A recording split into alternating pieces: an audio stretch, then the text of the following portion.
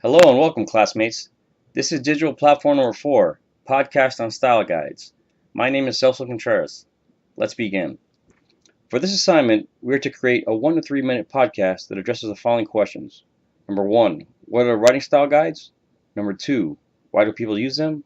And number 3, what is their value? And provide an example. The first question, what are the writing style guides? They are a set of rules and guidelines for writing. The definition of a style manual, according to the Cal State LA University Library, is a handbook or guide that illustrates the accepted format for citing your sources in term papers, theses, articles, etc. The AAA format covers anthropology. The APA, or American Psychological Association format, covers business, education, psychology, and other social sciences, and is the recommended format for all our writing samples in this course. The ASA covers sociology. Chicago Documentary Note Style covers literature, history, and the arts.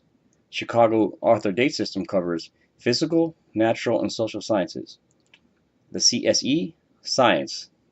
MLA, literature, arts, and humanities. Last but not least, Turabian, which covers history.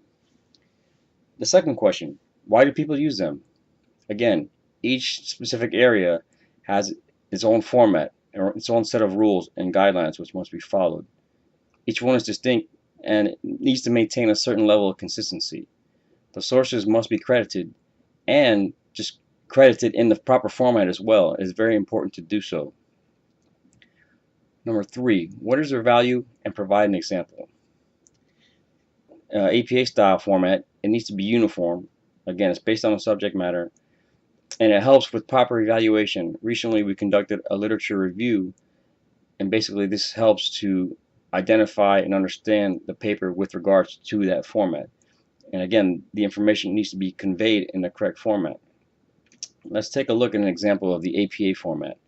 I have in front of me now a Word document with the APA template. The first page up top is the running head, which is a shortened title of up to 50 characters. Centered on the paper is the title of up to 12 words, 1 or 2 lines, followed by the author's name, last name, and first name, and the institutional affiliation, in this case, Queen's University of Charlotte. Down towards the lower third of the page will be an author note if you decide to include one. Page number 2 includes the abstract. The abstract should be a 1 paragraph of between 150 and 250 words, not indented. Again, this is a brief summary basically of your paper. Going on to the next page, page 3, again up top you would have the title of your paper centered. Now within the APA style format, there are up to 5 heading levels. Depending on your paper and the information that you're presenting, you may use some or may use all of the headings.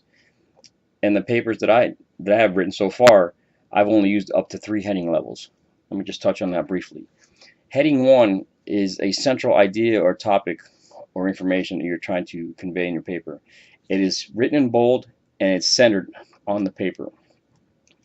Heading level 2 would be on the left side of the paper, again in bold, and basically this is like a subtopic or subpoint of that first heading. If you have another subtopic to go along with heading number 2, it would be heading 3, and that one is indented also in bold. Again, I didn't use heading number 4 or number 5, so I'll skip over that. Continuing on, after your paper, you would have the references or works cited area. Again, in our case, we are following the APA style format, and it varies depending if it's a journal, book, article, or whatever relevant source you're using for your paper. You also have footnotes if you decide to include footnotes, and that would be on the following page. Again, additional pages would include tables in case you have information with columns, rows, or any other data or numbers or specifics that are relevant to your paper, as well as figures title if you have different categories or any other data information you want to include through a figures title. And that basically sums up the APA style format. Again, prior to this class, my experience with APA style was minimal, and so far we've written a couple assignments with the APA style format. Slowly getting used to it and adapting, and I just want to thank everybody for taking the time to listen to the podcast, and wish everybody good luck in the course. Thank you, and take care.